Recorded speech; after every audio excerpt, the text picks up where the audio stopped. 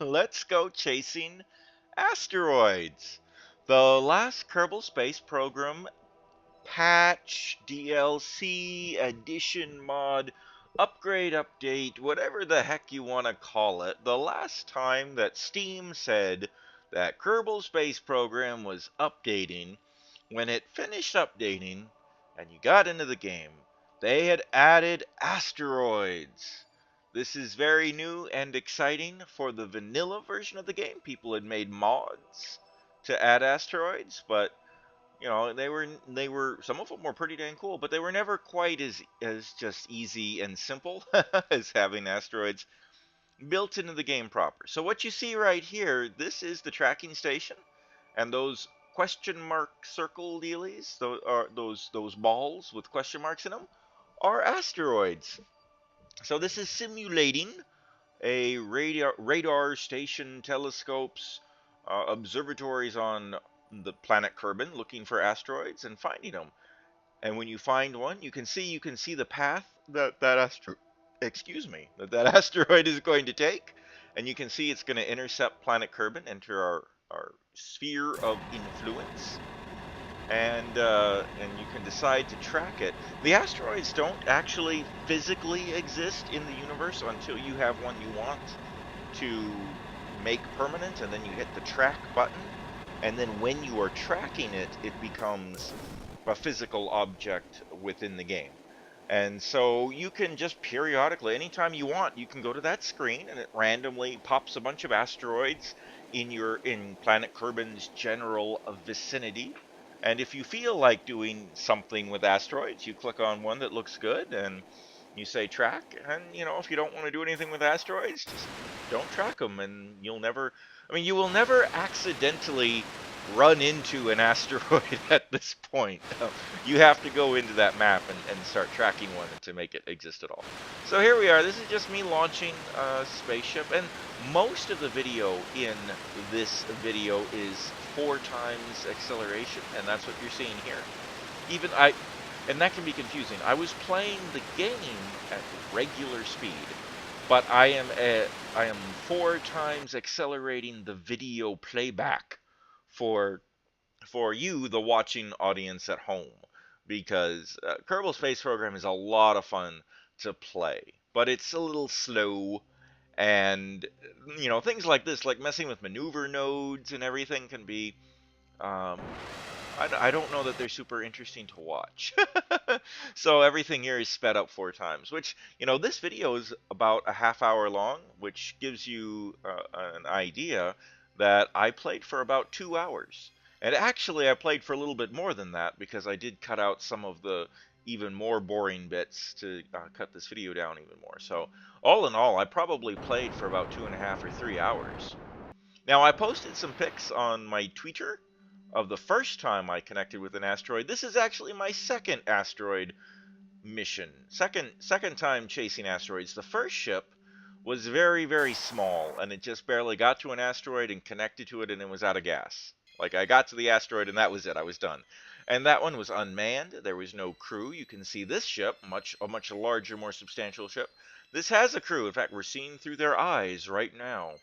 This has the most famousest of Kerbals, Jebediah Kerman, and his co-pilot Bill Kerman. I believe two of the original Kerbals. And these are the old veterans. And who else would I send chasing asteroids but the best of the best? And that is absolutely Jebediah and that other guy. So here we are. I'm just plotting a course here to take the Rocky. Let's see. I often say like the KSP Rocky. That would be Kerbal Space Program Rocky, but I guess properly it should be Kerbal Space Ship. So it should be the KSS Rocky. So anyway, I just plotted a course to take the KSS Rocky out of Kerbin's sphere of influence and get us on a course to start tracking the asteroid. Now you can see the main part of this ship is one big old orange gas tank with a mainsail engine and 3 nacelles of smaller gas tanks And I know it's not gas. It's not like what you would put in your car, but whatever. And 3 nuclear engines. Now the nuclear engines are low thrust, high gas efficiency, high fuel efficiency. And the mainsail engine that's on the orange tank is very low efficiency, but it has a lot of oomph. It has a lot of thrust. And my thinking was that I would use the nuclear rockets to get me to the asteroid, and then I would attach myself to it. One of the things they added in this most recent update, aside from asteroids in general, was a bunch of new parts. Most interestingly, a little grabby doodad that actually grabs onto asteroids and presumably other things. And then once you've grabbed it with your hooky thing, then you can push or pull the asteroid however you feel like to change its course. So, I mean, the whole point would be to take an asteroid that's going to crash into Kerbin and alter its trajectory so that it does not crash into Kerbin, or to grab an asteroid that's going to go near but not hit Kerbin and alter its course so you could, like, capture it and maybe put it in orbit around planet Kerbin for future study or something, which is something NASA actually wants to do in real life. NASA in real life wants to capture some sort of an asteroid, which would basically mean finding one that's going to come pretty close to the Earth and then just tweaking its orbit a little bit so that it stays in orbit, so it stays near enough that we can go out there and do some actual science. And NASA would actually like to have put a person on an asteroid, have somebody walk around on an asteroid, which is very tricky. It would be very, very challenging. And you've heard me say on my other YouTube videos where I'm playing Kerbal Space Program, that for me, getting 2 spaceships to dock with each other is one of the hardest things. It's the hardest thing for me in the game, because it's very hard to get something as small as a spaceship to, hit another target in the vastness of outer space that is as small as a spaceship. Or even like a space station, which isn't terribly big, much bigger than a spaceship. And that's the same problem with an asteroid. Connecting with an asteroid is essentially no different than doing a rendezvous with a spaceship. It's super hard in this video game, and it would be super hard in real life. And the problem, what makes rendezvousing with an asteroid even harder than rendezvousing with a spaceship, is that you cannot control the asteroid at all. When I'm doing a rendezvous with the spaceship, I have an option of controlling the ship I'm trying to dock with and using its engines to maneuver itself to accelerate, decelerate, alter its orbit in some way to help make the connection easier. In theory, both ships can kind of work together, but the asteroid obviously is just a dumb rock. I have no way to influence it, so it's entirely up to the one ship to do all the course corrections and burn all the fuel and do all the work necessary to collide with the other one. Well, collide might not be the right word, because colliding with an asteroid sounds scary. um, but anyway, so, and that's what NASA wants to do in real life, and it would be super awesome. It would also be like the first step, I think, towards asteroid mining, which anybody who's ever played any video games at all, or watches science fiction or reads science fiction or whatever, knows that mining asteroids is going to be an essential part of humanity leaving the Earth and actually living somewhere else in any permanent sort of way. I mean, and that's absolutely the truth. I mean, why did we never go back to the moon? Because there was no money to be made there. It's like if the NASA astronauts landed on the moon and brought back some moon rocks, and there was gold or oil or something, some material that was precious and expensive enough to be worth miners going up there and harvesting it, they probably would have done that. And arguably, there are some resources on the moon, some radioactive material, and maybe some other things that might be, useful but not cost effective. So the idea is, maybe asteroids are going to have platinum or something, and going to get them might actually be a profitable enterprise. And if that happens, when there's money to be made, then we're going to see asteroid mining colonies that have people living out in space for a period of time. So you can see I like this ship. So that's the grabby arm out on the front. The cockpit here is a mod. I forget which mod it is now, but it comes from a mod. The grabby arm is official now, part of the new KSP. Everything except the cockpit that's on this spaceship is official Kerbal Space Program parts. And you'll notice I am not using mechanical jeb. There's no autopilot. I did the whole Chasing Asteroids mission by hand with nothing but my brain and fingers and eyeballs and the tools that Kerbal Space Program has built into the game. So that's I kind of like that. I'm kind of proud of myself for doing that. It made it harder, but. And if you're watching this video, you'll notice that my approach of this asteroid was very inelegant. My rendezvousing with it was terrible. When you're rendezvousing with a space station or another spaceship, another reason that's a little easier than the asteroid is because ordinarily the thing you're trying to dock with is in orbit around a planet or a moon. So I'll usually get in a similar orbit to the thing I'm trying to dock with, and then I will make my orbit slightly smaller than the thing I'm trying to dock with, and that'll make me complete rotations more quickly and catch up to it. Or I will make my orbit slightly larger than the target, and that will make my rotations take my orbits take longer than the target. So I will slow down and let it catch up to me. And in that way, I can kind of fine-tune my approach by being willing to just sit there and go around in circles until one of us catches up to the other. That doesn't really work with an asteroid, though, because the asteroid is orbiting the sun. So I guess you could do that with an unmanned probe that you didn't mind leaving out in space literally for years and years and years.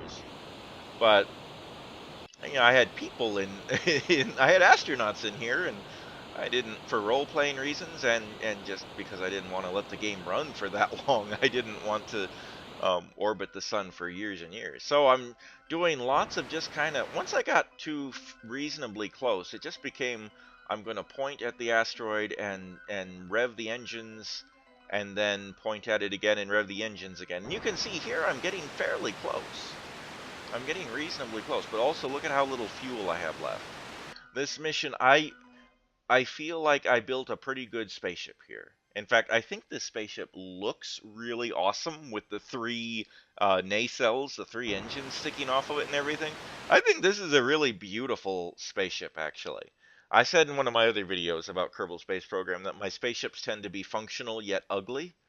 The runabout that Yoda space station sends down to to the Minmus moon to do science, that is an ugly ship. But the KSS Rocky, I think this is actually pretty awesome looking. I really like this spaceship. I think this looks good. And it's functional. So anyway, I think the spaceship was designed with plenty of fuel and fuel efficiency and delta V and everything to reach this or other asteroids and have plenty of gas left over. I think it's my piloting. I think where I failed was in my poor piloting skills. And if I was a better navigator and a better pilot, I could have got to this asteroid with lots of fuel left over. And that's important because you need lots of fuel left over to actually alter its trajectory. But yeah, there was no gas for that mainsail engine to push the asteroid at all by the time I got here. But look at it! Out through the window of the cockpit, there is the asteroid that I have been chasing. I've actually reached it. It's kind of beautiful. I mean, if you're into space nerd stuff, that sight of that's just lovely. And I've done such a good job rendezvousing that look, relative to the asteroid, I'm pretty much motionless. This is a perfect sort of rendezvous where the asteroid and my ship are floating next to each other, going at like exactly the same direction at exactly the same speed. Now, over the course of, days, weeks, or months, there would be some movement between the two of us because we're not literally perfectly synchronized, but pretty dang good, pretty dang good. So here is, like I say, the first mission I launched was an unmanned ship. So this is literally the first time that Todd A. Sullivan in Kerbal Space Program has ever approached an asteroid of the legitimate vanilla asteroids built into the game with another Kerbal. So this is Jebediah Kerman, jetpacking EVA in over to AST, what is that? IGA 691? Not a super exciting name, but a fairly realistic name. I think a lot of asteroids have weird designations like that because there's so many asteroids. So here we are.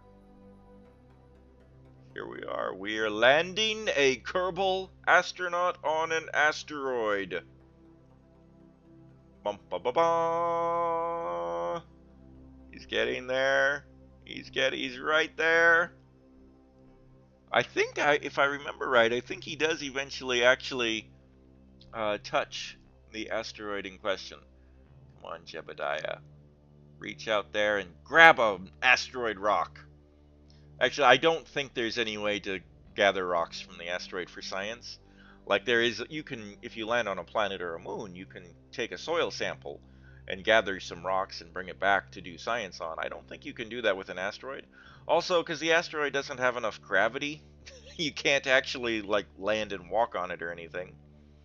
But man, I mean, when I was playing the game, this was just so beautiful, so wonderful.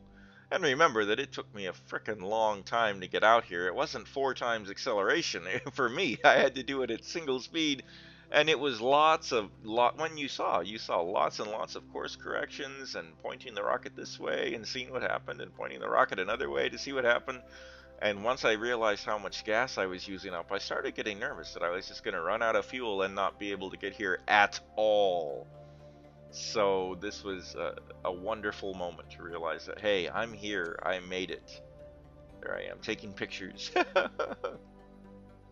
This is a C-class asteroid, I think. So I think they come in bigger and smaller sizes. Oh, did I not actually touch it? I thought. Oh, there we go. There we go. I do. Bump. There we go. I headbutted. Apparently, Jebediah headbutted the asteroid, just kind of thumped it with his helmet. So there we go. Well, so I took some pictures. I shined my light on it. I whacked it with my space helmet. And now Jebediah is returning. I'm using weird persons. Like I'm saying I did this, and then I'm saying Jebediah did this, and it's like, I guess we kind of both did it.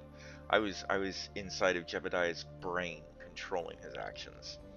Anyway, so we've done everything we can do with an EVA at this time. It's time for Jebediah to fly back to the KSS Rocky and proceed with the next phase of the mission. Except for some reason I decided to fly back to the asteroid again. Oh, I think maybe I decided to go back and experiment with trying to do science. Except I did this mission in a sandbox mode instead of one with the career mode with the science ladder. So it's possible that that's why science was not an option. So this time I really ran into it. This is what I was remembering. And I'm trying to see, so the EVA report says high over the sun. I was hoping that the biome that I would be in now would be EVA report while near an asteroid, or touching an asteroid, or in the proximity of an asteroid. But it does not appear that there is another biome associated with the asteroids for doing science on. And that's disappointing, but that's probably only temporary. Apparently NASA actually came to Squad, the developers of Kerbal Space Program, and said that they wanted them to do this pack and worked with them on this asteroid chasing mission. You know, probably just to build up good publicity for NASA's real life asteroid redirect mission.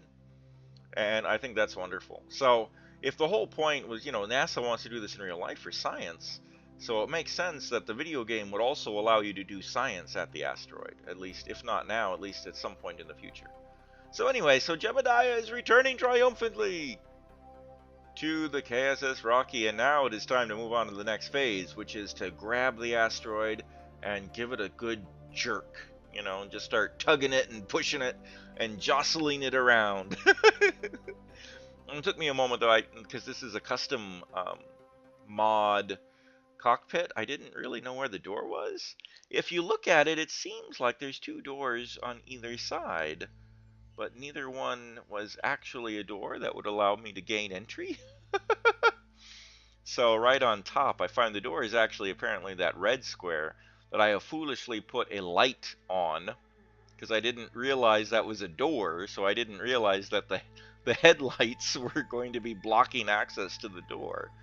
But I figured, hey, if he got out the door, even though the light was there, he can get back in it. And sure enough, I figured out the right angle and he got back in. So, I mean, we don't have a lot of fuel left in the engines, but we have enough to do a little something, just as a like proof of concept sort of a thing, to see if we can actually move the asteroid. Now, an interesting thing, you might be thinking that when you looked at the map, when I was at the tracking station earlier, asteroid LGA-69er1er actually came within planet Kerbin's sphere of influence, so super close, right? Like as close, excuse me, or nearly as close as, say, Minmus. So why not just wait for the asteroid to get really close to planet Kerbin, as close as it's going to get, and do the rendezvous then? And it would be a much shorter trip and probably easier. And that is certainly true. It would be easier, and it would probably take less fuel and everything. The thing is, hypothetically, the point here is to intercept an asteroid and change its course before it gets to planet Kerbin. Whether you're trying to capture it or move it away to a safe distance, the point is to alter the asteroid's trajectory before it reaches planet Kerbin. And the way this works, and here we go, I've got the grappling hook extended, the hooks are out, just slowly using maneuvering thrusters, just slowly moving towards the asteroid, and the first attempt to grab it has failed. we have been deflected. We've kind of bounced off of the asteroid. I love these asteroids are apparently procedurally generated too, so every one is going to be a slightly different shape. In theory, I think the asteroids are going to be like snowflakes, and no two will be exactly alike. I really like that. And the potential for this is great. Like, the Kethane mod could develop a way for you to harvest Kethane from the asteroids. The Interstellar mod has ways for you to gather um, antimatter particles, and there's some kind of fuel that you can gather from some planets, and they've experimented with alternate fuels that you can harvest from the game, and so they could have some fuel to harvest from the asteroids and stuff. I mean, the asteroid patch itself is fantastic, but the idea of what modders could now go in and build on this and do with this is really wonderful. We could see some very exciting things coming out of this. So anyway, we're going to try again. This isn't a great camera angle to see the grappling hook as it actually approaches the asteroid. But there we go. Good job, old me, for moving the camera a little. When this is just like docking with a space station, seriously. The docking port on a space station or another spaceship is a little smaller. But an interesting thing to note is that if you want to be able to move the asteroid effectively, you want to grab onto it in the center of its mass. So it's not like you could grab onto any part of the asteroid, or if you did, when you fired up the engine, you'd go all wibbly wobbly. And so you do kind of want to focus on a central target. But anyway, here we go. The KSS Rocky is moving in for its second attempt to grab hold of the asteroid in an effort to advance science and also to affect its course and speed and heading and all those doodads and words that mean the place that it is going towards. And there we go. This looks good. I think I made it on the second. Yeah, there we go. There we go. Yeah, the camera is moving because now these two objects are connected. So there it is through the window. Looking at the asteroid through the window of this beautiful cockpit. I love this cockpit. It's a mod, but it's amazing. I wish this was just part of the vanilla game because this is a wonderful cockpit. Look at that. Houston, we've had contact with an asteroid. The second time ever that I have docked with a non-spaceship entity in Kerbal Space Program. a giant rock out in space. Just beautiful. Just these shots, these views. This is just gorgeous. This is outer space video gamery at its finest.